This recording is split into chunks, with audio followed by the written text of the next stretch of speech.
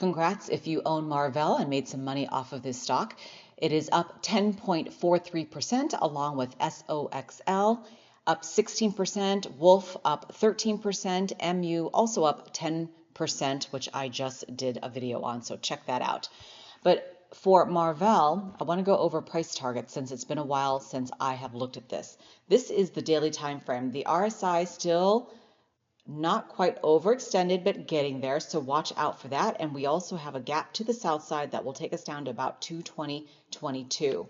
If I flip this over to the weekly, look at this, all overextended on the RSI. We are frothy and we have hit resistance. The daily is close, but no cigar just yet. Now let's take this over to the 5-minute time frame. I also want to thank Trader Marat for pointing this out a long time ago, and it has hit and outperformed. And now I'm seeing some pullbacks. The RSI on the 5 is also going down, but that's to be expected after a major run-up. Okay, we are in after hours as I record this, but right now we're at 308.88. I like to give you price targets on the 5. That will take us to 314.91, 318.91, and 323.13. The baseline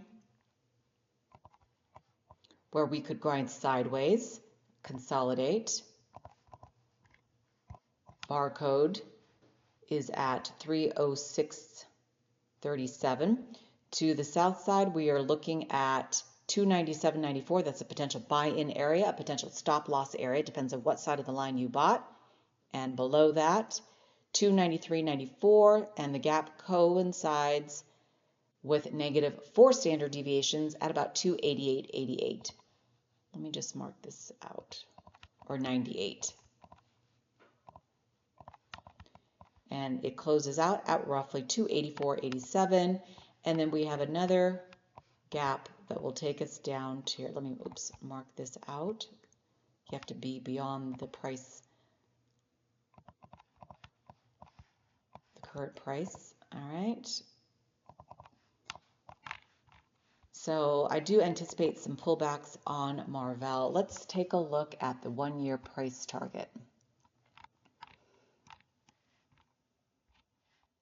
Well, it says 244.35, which represents a negative 20% return, but in the big picture, it could hit 360, which represents a 16.55% return from where we are.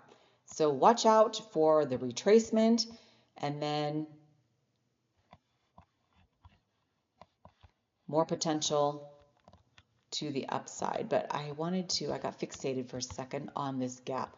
Let me just mark this out while I'm here, and so I don't forget. Oh gosh, let's make it a little, thicker.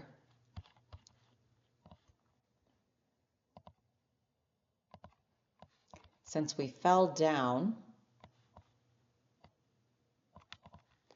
we are going to fill to the upside whenever that happens, and it's very close to where we are right here.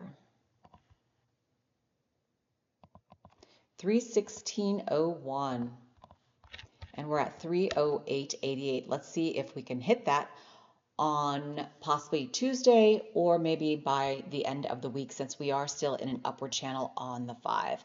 And that does it for me. Have a great trading day.